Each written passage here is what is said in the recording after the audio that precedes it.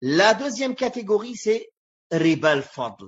Riba al-fadl, c'est quand deux marchandises ou deux biens dans lesquels le riba est interdit d'une même catégorie, d'un même type, d'un même genre sont échangés l'un contre l'autre, main à main, mais ils ne sont pas équivalents en poids ou en mesure.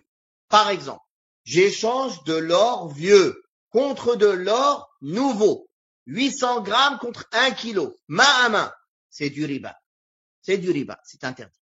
J'échange de l'or contre un bijou en or, qui ne sont pas du même poids. C'est du riba. C'est interdit. C'est riba al-fadl. Le riba de rajout. C'est-à-dire qu'il y a un rajout. Il y a plus de poids dans l'un que dans l'autre. Vous allez dire, comment on fait pour acheter de l'or? Oui, on peut.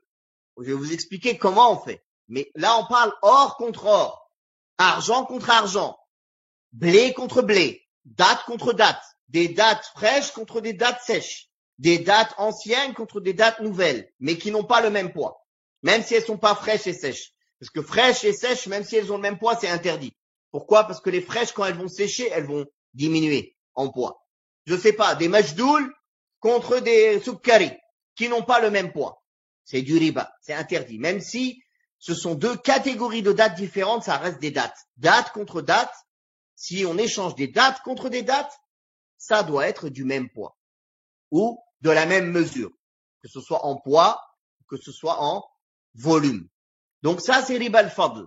L'usure, le riba dans le rajout.